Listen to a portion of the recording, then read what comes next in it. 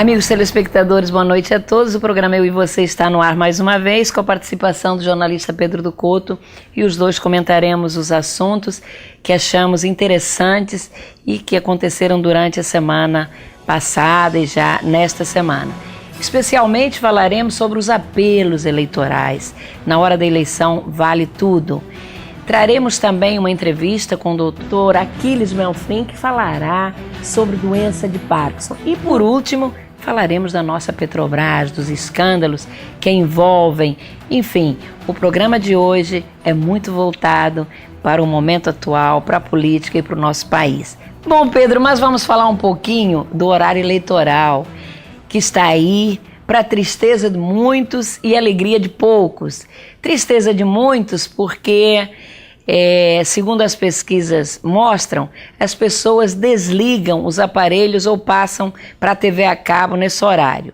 O que é uma pena, pois devemos analisar as propostas apresentadas e até mesmo as expressões dos candidatos, que às vezes dizem muito mais que palavras. Por outro lado, quando falo em alegria de poucos, refiro-me ao fato de algumas pessoas dizerem que assistem o horário eleitoral como um programa de humor. Em muitos casos, eu até diria que sim, mas em outros, as propostas nefastas apresentadas nada tem o de humor, mas sim de comprometimento com o radicalismo, com o preconceito e a discriminação.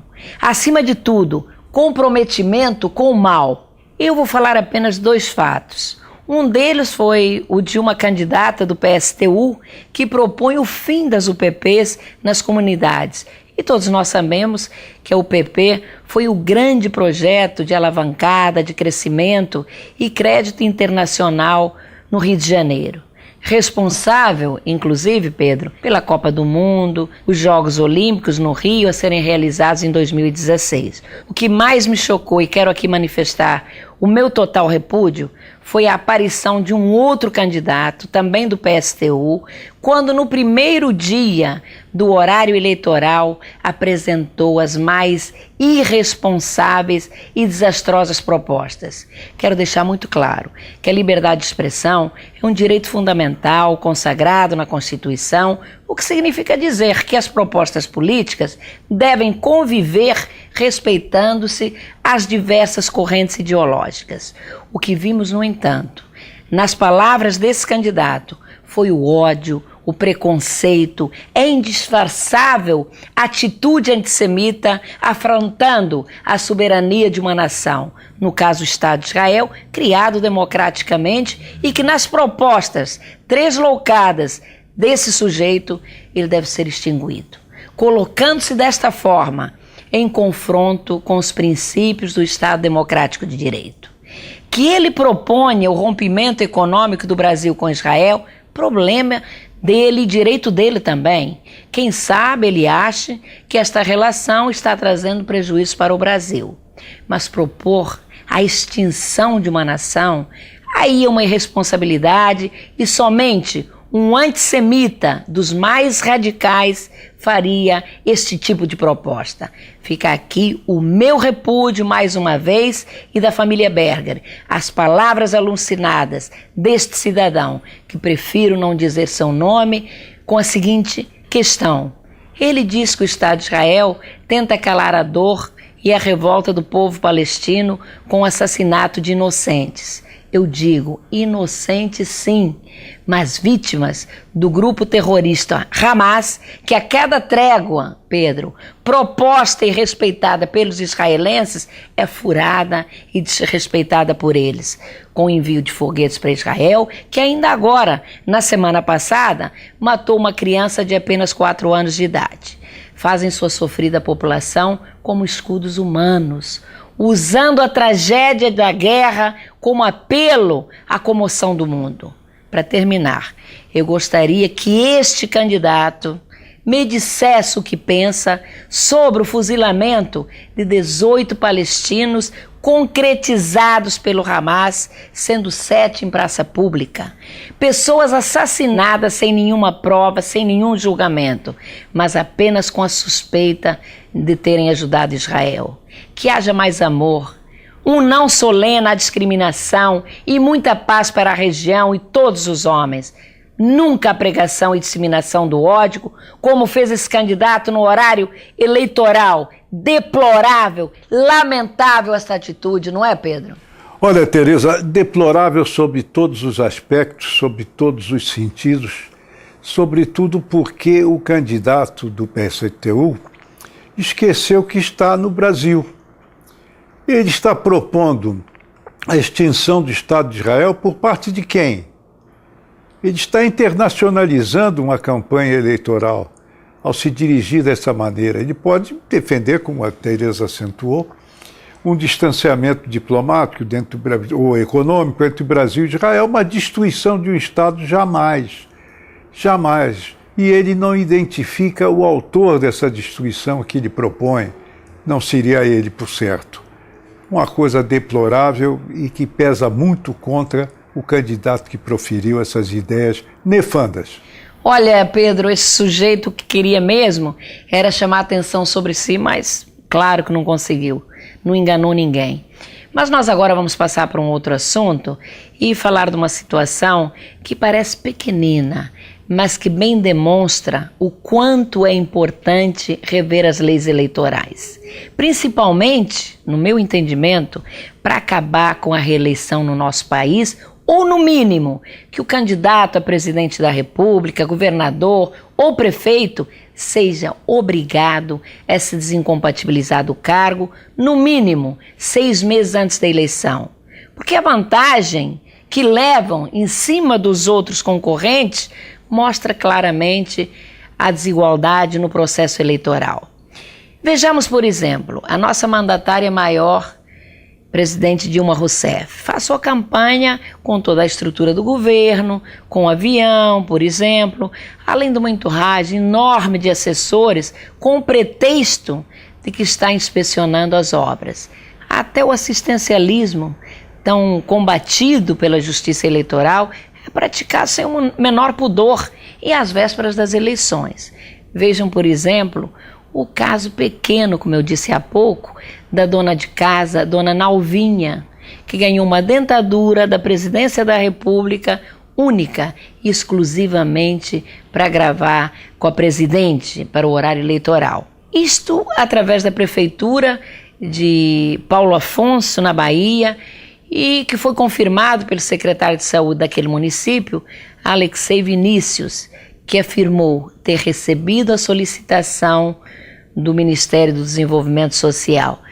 Olha, nada contra a dentadura dona Nalvinha, mas contra a vergonhosa ação do governo, que oferece dentadura a uma única pessoa, que tem como finalidade eleitoral mostrar ao povo aquilo que não está fazendo, ou seja, que resolveu a triste situação de todos os desdentados do nosso país. Uma vergonha. Quantas donas Nalvinhas não existem lá mesmo no pequeno município baiano de Paulo Afonso e que não tiveram acesso a um sistema bucal de saúde pública, de tratamento dentário preventivo e por isto estão sem dentes, comprometendo, claro, como todos nós sabemos, a sua saúde, até em função da precária mastigação. Amigos telespectadores, este caso é realmente de arrepiar. A pobre mulher serviu de fantoche eleitoreiro e ainda por cima realizado com dinheiro público às vésperas das eleições.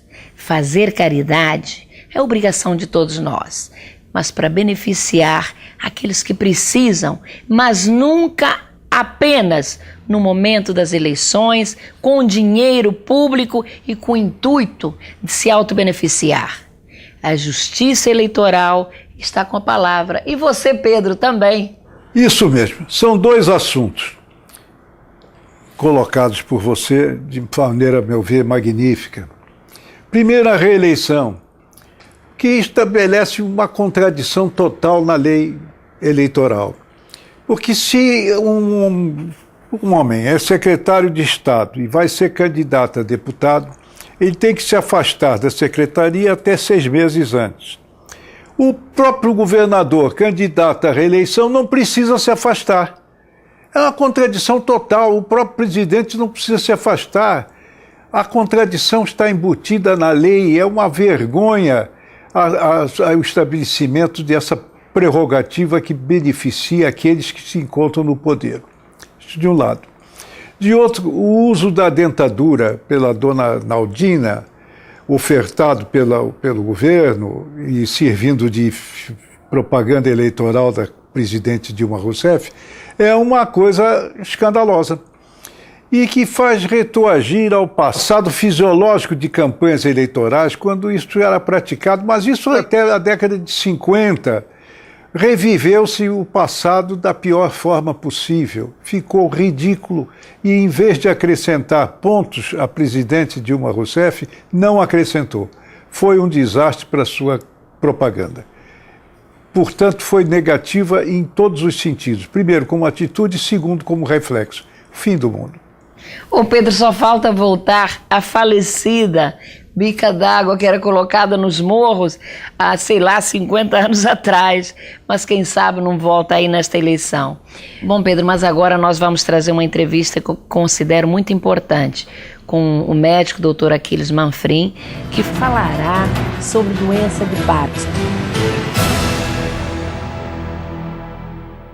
Bom, minha gente, mas hoje temos a alegria de ter em nosso programa um querido amigo, o Dr. Aquiles Manfrim, que, atendendo ao nosso pedido, ele nos falará sobre doença de Parkinson. Ele é um grande médico, para mim, Dr. Aquiles, o melhor. E eu gostaria de saber o que é doença de Parkinson, que atende uma significativa parcela da população do nosso país. Boa noite, Tereza. Boa noite a todos. É um prazer estar aqui com vocês, atendendo a esse gentil convite da vereadora Tereza, para tentar dar alguns esclarecimentos sobre o tema em questão. A doença de Parkinson foi descrita por James Parkinson em 1817. Ela, fundamentalmente, ela é uma afecção degenerativa do sistema nervoso e que se caracteriza por uma evolução crônica, progressiva e que acomete o sistema motor. Em torno de 150 casos por 100 mil habitantes é a incidência da doença de Parkinson. Doutor Aquiles, eu gostaria de saber o seguinte: qual é a faixa etária em que a doença mais se manifesta?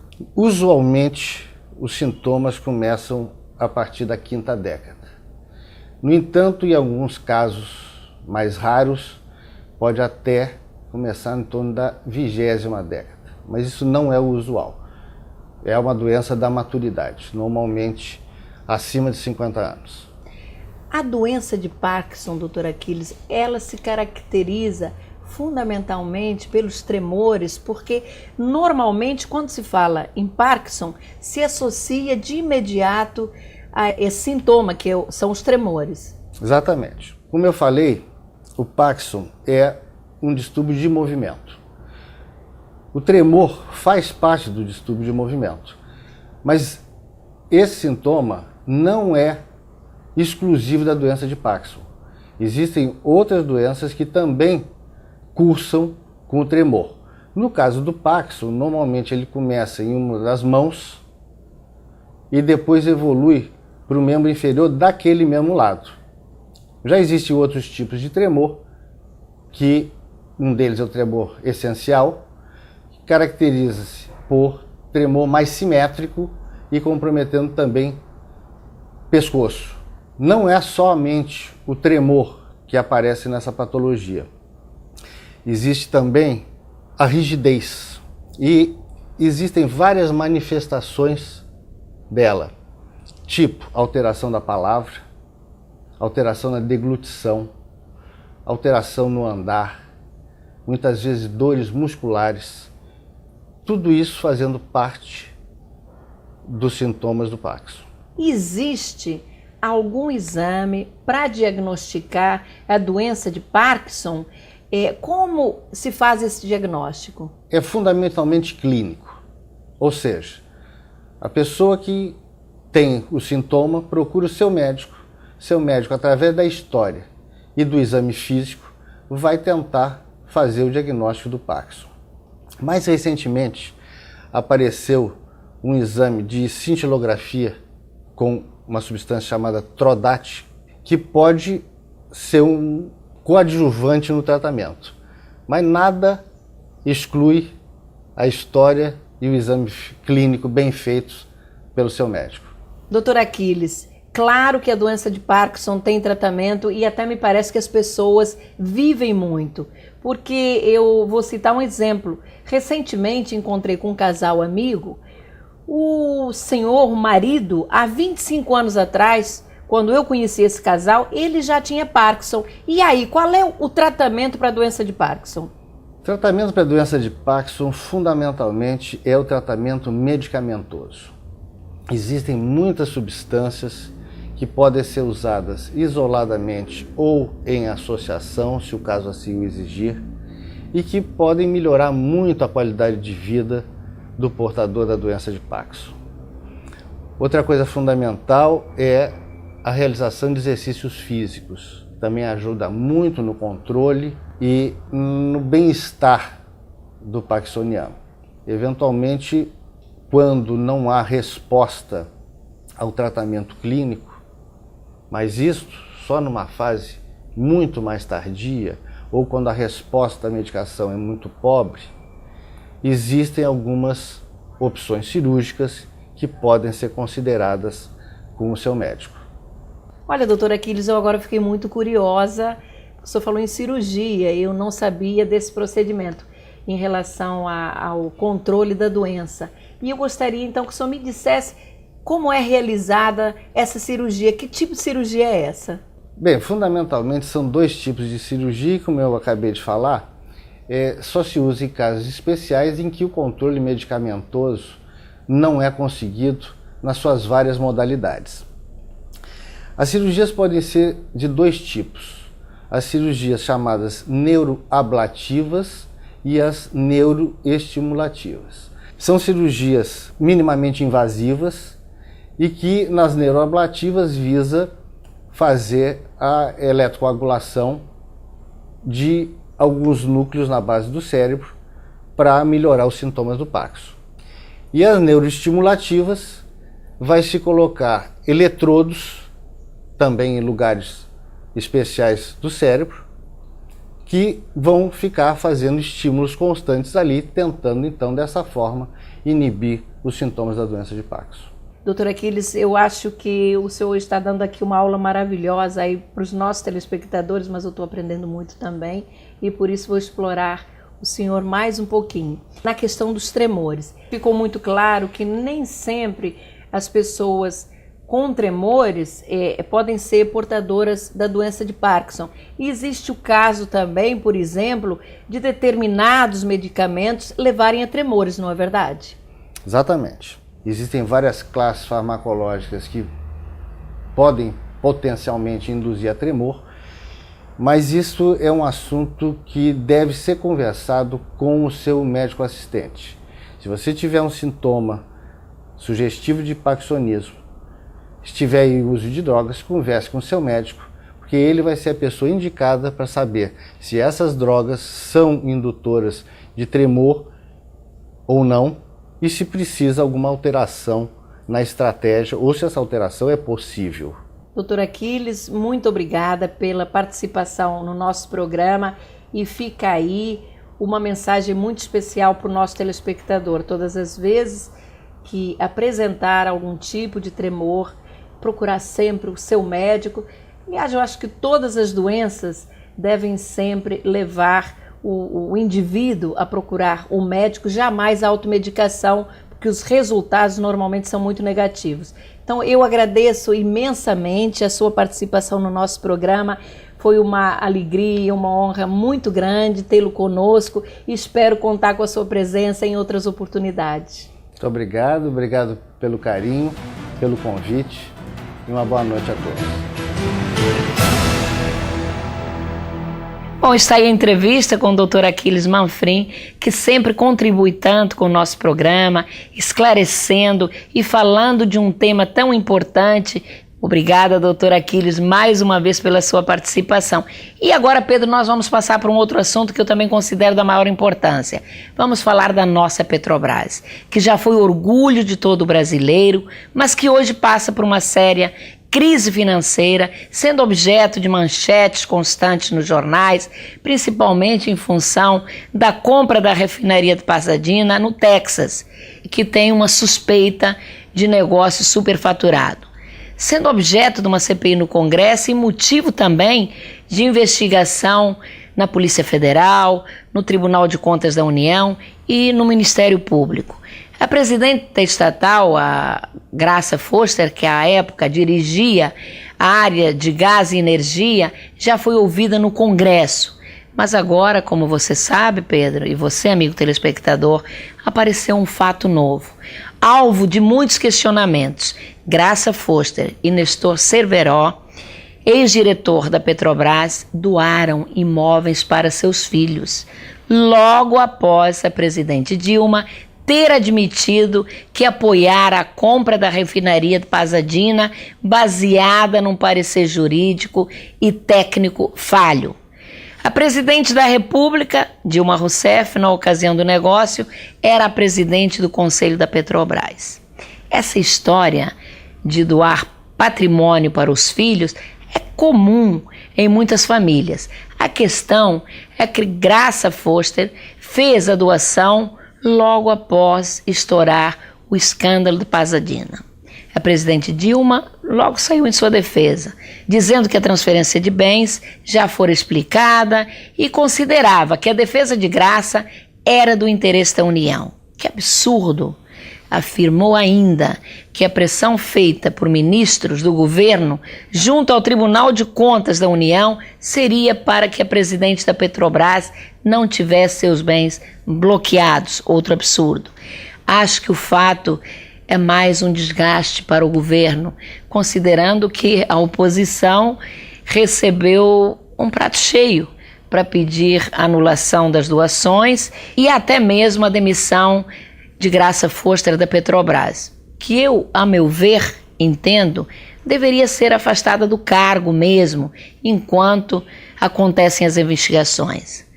Olha, minha gente, as notícias envolvendo esse escândalo da compra da refinaria de Pasadena têm sido fortes, muito fortes, e parece que muita coisa ainda está para vir. Principalmente após o também ex-diretor da Petrobras, o Paulo Roberto Costa, que está preso por envolvimento no escândalo, ter declarado que decidiu fazer um acordo de delação premiada para reduzir sua pena e até avisou, segundo a imprensa, que se abrir a boca não vai ter eleição. Imaginem, haja coração. Na semana retrasada foi a morte trágica de Eduardo Campos, que mexeu com todo o processo eleitoral. Agora vem essa ameaça do Paulo Roberto Costa. Este homem está mandando um forte recado e uma ameaça, você não acha, Pedro? A atitude da presidente da Petrobras, fazendo doação dos imóveis que possui para seus filhos, foi um fator contrário à campanha eleitoral de reeleição da presidente da República. Porque ela, exercendo um cargo de extrema confiança da presidente da República, ao agir assim, ela se igualou à atitude do ex-diretor Nestor Cerveró, que foi um dos apontados pela presidente Dilma Rousseff como responsável pelas informações incompletas que levaram à compra da refinaria de Pasadena. Informações incompletas que geraram um prejuízo de 792 milhões de dólares. Um contrato feito estabelecendo que, havendo divergência de sócios, uma parte teria que comprar a parte da outra. Ora, que tipo de divergência? Isso não é no sentido vago. Amanhã o sujeito alegava que tinha rompido com o sócio porque estava na fila do elevador com a sua mulher e o outro passou à frente. Não pode ser qualquer motivo fútil tem que ser com um motivo ponderável. Não foi observado este aspecto e a compra foi praticada. O Nestor Severo responde pela acusação de mal feito, pelo menos isso quando diretor da Petrobras. Da mesma forma que o ex-presidente Sérgio Gabrielli e da mesma forma que o ex-diretor Paulo Roberto Costa, que ameaça o governo com delação premiada. Não creio que a delação premiada do Paulo Roberto Costa vá causar adiamento ou fim das eleições. Isso é demais, ele está supervalorizando a sua importância, mas que é uma ameaça ponderável de um escândalo maior ainda do que aquele que já se configura, sem dúvida alguma é. Olha, Pedro, tudo muito esquisito. Primeiro, essa atitude da Graça Foster em doar os imóveis para os filhos diante da ameaça do bloqueio de seus bens que seria decretada pelo Tribunal de Contas da União. Logo depois, a entrada em ação do ministro da Advocacia Geral da União, Luiz Inácio Adams, apresentando-se em defendê-la. Por que esse medo? Quem não deve, não teme. Agora, o que eu considero notícia furacão é essa do ex-diretor da Petrobras, o Paulo Roberto Costa, dizer que se abrir a boca não vai ter eleição. O problema é que documentos apreendidos com esse homem mostram o repasse de verbas de empreiteiras ligadas à Petrobras para campanhas políticas. Vamos aguardar o resultado desse tsunami. Bom, Pedro, o nosso tempo acabou. Eu agradeço mais uma vez a sua brilhante participação. Muito obrigado. Tão importante para o nosso programa. Obrigado. A você, amigo telespectador, o nosso especialíssimo agradecimento por ter ficado acordado até esta hora da noite. Tenha um excelente descanso e na próxima quarta-feira, às 10h50, vamos estar juntos novamente. Até lá.